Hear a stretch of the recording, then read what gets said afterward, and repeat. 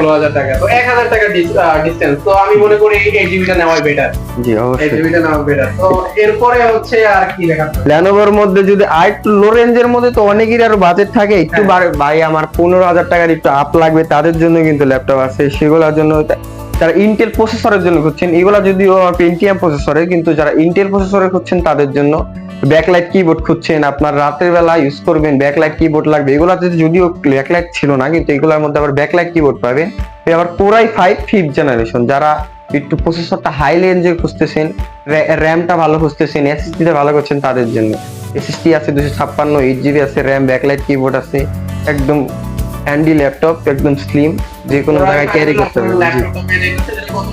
Price মাত্র 17,500 টাকা। জি কোরাইয়ের, জি মাত্র,